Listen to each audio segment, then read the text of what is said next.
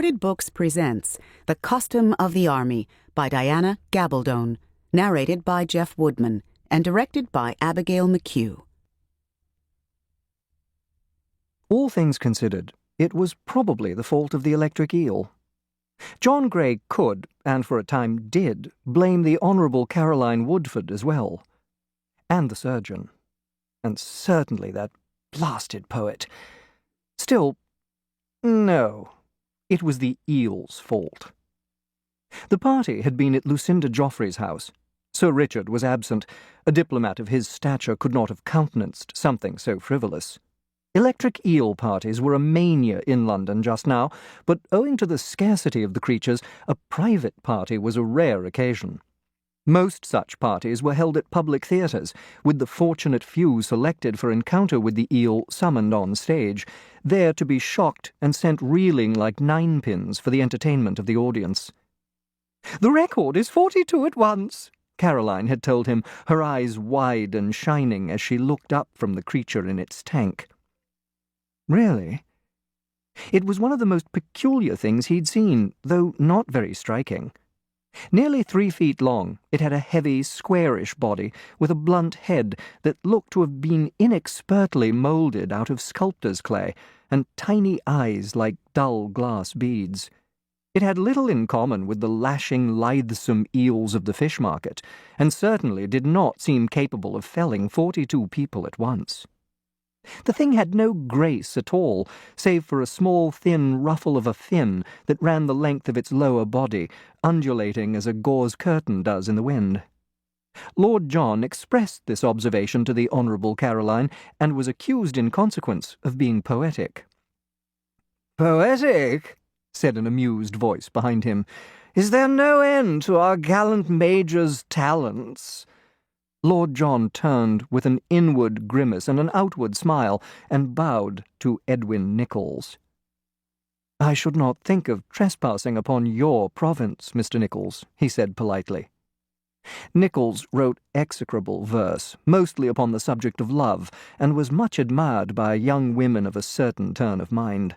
The Honourable Caroline wasn't one of them. She'd written a very clever parody of his style, though Gray thought Nichols hadn't heard about it. He hoped not. "Oh, don't you?" Nichols raised one honey-coloured brow at him, and glanced briefly but meaningfully at Miss Woodford. His tone was jocular, but his look was not, and Gray wondered just how much Mr. Nichols had had to drink. Nichols was flushed of cheek and glittering of eye, but that might be only the heat of the room, which was considerable, and the excitement of the party. "Do you think of composing an ode to our friend?" Gray asked, ignoring Nichols' allusion, and gesturing toward the large tank that contained the eel. Nichols laughed, too loudly, yes, quite a bit the worse for drink, and waved a dismissive hand. "No, no, Major.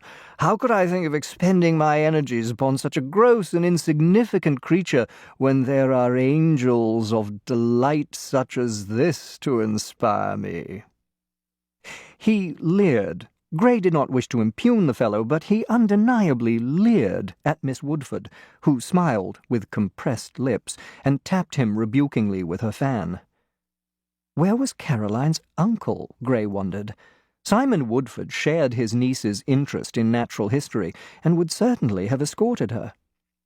Oh, there. Simon Woodford was deep in discussion with Mr. Hunter, the famous surgeon. What had possessed Lucinda to invite him? Then he caught sight of Lucinda, viewing Mr. Hunter over her fan with narrowed eyes, and realized that she hadn't invited him. John Hunter was a famous surgeon and an infamous anatomist. Rumour had it that he would stop at nothing to bag a particularly desirable body, whether human or not. He did move in society, but not in the Joffreys' circles. Lucinda Joffrey had most expressive eyes. Her one claim to beauty, they were almond-shaped, amber in colour, and capable of sending remarkably minatory messages across a crowded room. "Come here," they said. To keep listening to this audiobook, I've left you a link in the description so you can do it. at no cost thanks to Audible's 30-day free trial.